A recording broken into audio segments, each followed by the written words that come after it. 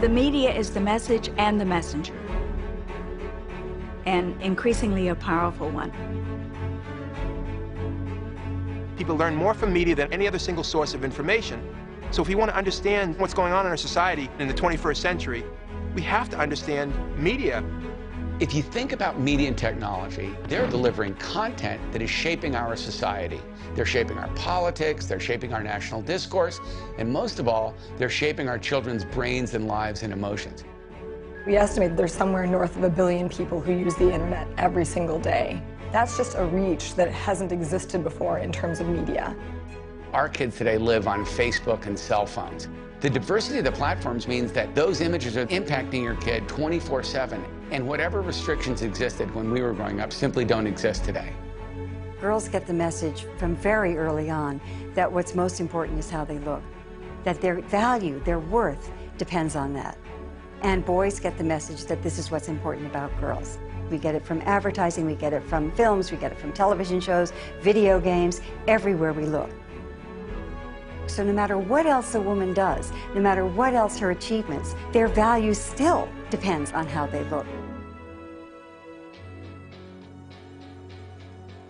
There is no appreciation for women intellectuals.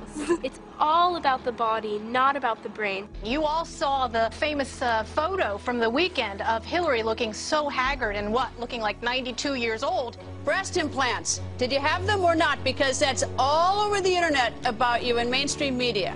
I think if you waterboarded Nancy Pelosi, she wouldn't admit to plastic surgery. The fact that media are so limiting and so derogatory to the most powerful women in the country, then what does it say about media's ability to take any woman in America seriously?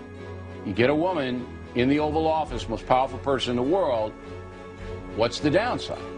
You mean besides the PMS and the mood swings? The media treats women like and it's horrible, and it's like, I don't know how we survive it. I don't know how we rise above it.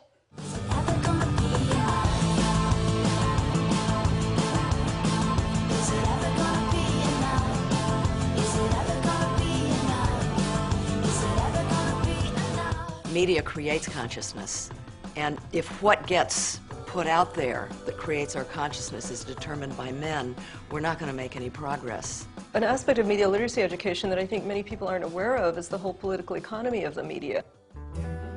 Most media get their revenues from advertising. This is all about capitalism. The exploitation of women's bodies, cells, products, magazines, etc. This notion that these media companies are just giving us what the public wants.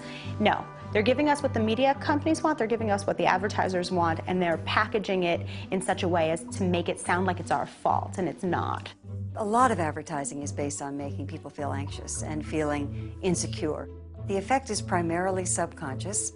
It is very harmful, but for the most part, we're not really aware of that. As a culture, women are brought up to just be fundamentally insecure. I remember 5th grade, I was worrying about my weight, and now I'm in 9th grade, I'm still worrying about my weight. I have close friends that in between break periods, they will go to the bathroom and put on 10 pounds of makeup, and you're at school to learn. In a world of 1 million channels, people try to do more shocking things to break through the clutter. They resort to violent images, or sexually offensive images, or demeaning images. It creates a climate in which there's widespread and increasing violence against women. When is it going to be enough? We're socializing boys to believe that being a man means being powerful and in control. Ooh la la. Being smarter than women or better than women, or our needs get met first in relationships with women. That's not genetically predestined. That's learned behavior. I definitely am not one to conform to the we need to be hypermasculine and we need to be misogynistic stereotypes. And it really puts a lot of pressure on me when I have relatives who have grown up with this phenomenon who attempt to put me on that path, but I'm not ready for it. Little boys and little girls, when they're 7 years old, an equal number want to be president of the United States when they grow up. But then you ask the same question when they're 15, and you see this massive gap emerging.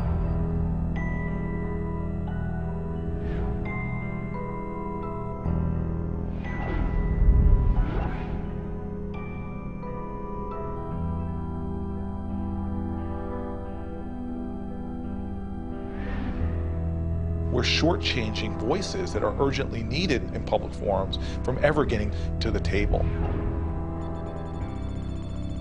If people knew that Cuba, China, Iraq, and Afghanistan have more women in government than the United States of America, that would get some people upset. No wonder we are in such trouble in this country. We've been choosing our national leadership from 6% of the country. As the most powerful country in the world, if you're not standing for the right values and for the right principles, that's a loss for the world. You can't be what you can't see. Growing up, there was nobody who looked like me on television, so I never dreamed that I could be on television. To see women leadership in reality and on the screen and television is huge for women, huge. I got cast in A League of Their Own, and I had 13 or 15-year-old girls coming up to me with, "Oh my God, you have no idea that movie changed my life. I play sports because of that movie." And it really struck me how few opportunities we give women to have that kind of experience watching a movie. There's such a hunger among young women for mentorship. It is far overdue that we women say, "Alleluia, sister, whatever gets you through, I'm there to support you." One of the things that really surprised me was the number of women in positions of power in television who reached out to me and said, "Can I take you out to breakfast? Can I take you out to lunch? Can I make sure that you have my phone number or my email address so that if anything comes up?" And it definitely wasn't like the gender mafia going on in the media, but there was an overt effort to both welcome me and make me know that women who had gone before me, who had fought to get where they were both happy that I was there and wanted to be resources to me. And there's an expectation that I will be a resource to other women. We're creating new leaders, and they're going to not look like how they always did, an older white male. They're going to look like a woman, and they're going to look like people of color, and that is the true reflection of this country and of this world. The media can be an instrument of change. It can maintain the status quo and reflect the views of the society, or it can awaken people and change minds. It depends on who's piloting the plane.